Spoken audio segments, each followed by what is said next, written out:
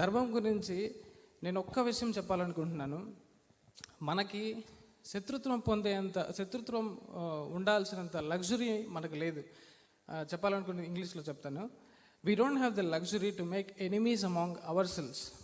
మనకున్న ఇందాక కుటుంబం గురించి కుటుంబాన్ని కూడా చూసుకోవాలి అని అన్నప్పుడు ఎంతోమంది ఎన్నో రకాల అభిప్రాయాలతో వాళ్ళ ఇష్టాలతో అందరూ గొడవలు పడి ఇష్టం వచ్చినట్టు అస్తిత్వాన్ని కోల్పోయే స్థితికి చాలా ప్రమాదకరంగా హిందుత్వ తీసుకెళ్ళిపోతున్నాం.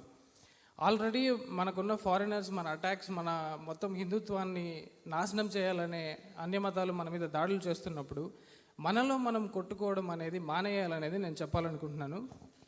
దానికి నేను ఒక కథని చెప్పి ముగించేస్తాను, 2 నిమిషాలు. ఒక ఎలుక, ఒక కాలువలో ఉన్న ఎలుక ఒక వరద ప్రవాహాన్ని కొట్టుకుని వచ్చి ఇబ్బంది పడుతూ ఉంటుంది. అదే వరదలో ఓ తాబేలు వస్తుంది. ఆ తాబేలు నీటిలో పైన తేలుతూ ఉంటుంది కదా, దాన్ని వాడుకుని ఎలుక మునిగిపోకుండా తప్పించుకుందాం అనుకుంటుంది. ఆ తాబేలుని రిక్వెస్ట్ చేస్తుంది, నన్ను తీసుకెళ్తావా, బయటికి తీసుకెళ్తావా అని. సరే ఓకే, కొంచెం రిక్వెస్ట్ చేసిన తర్వాత దానికి జాలి గుణం ఉండడం వల్ల నా మీదకి ఎక్కువ అంటుంది, హాయిగా వెళ్తూ ఉంటుంది. ఇంకొంచెం దూరం వెళ్ళంగానే ఒక తేలు ఇలాగే నేను పోతూ ఉంటే నన్ను తప్పించగలవా అంటుంది.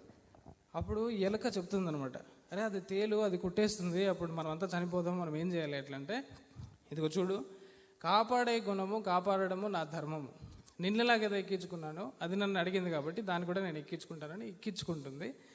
కొంచెం దూరం వెళ్తూ ఉంటే ఆ తేలు నిజంగానే ఎలుకను కుట్టేస్తుంది. ఎలక, నేను చెప్పాను కదా నీకు సహాయం చేయకూడదని, ఎవరికి పడితే వాడికి ఇష్టం వచ్చినట్టు అంటే కొంచెం ముందుకెళ్తుంది. అలా ఏం కాదు, నా ధర్మం నేను పాటించాను అనేదాంతో ముందుకెళ్తూ ఉంటే ఇంకొంచెంసేపు పడుతుంది ఆ తేలు తాబేలుని కూడా కుట్టేస్తుంది. తర్వాత ఆ తాబేలు విలవిల్లాడిపోయి అర్రే మోసపోయాని.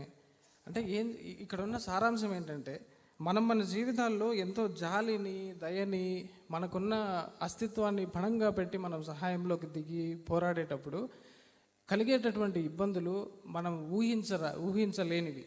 అలాంటప్పుడు మనకి ఇలాంటి గురువులు ధర్మబోధ చేసి మనం ఇట్లాంటి ప్లేసులకు వస్తాము, మనం ఏదో కూర్చుంటాము, తిరిగేసి వెళ్ళిపోతాము.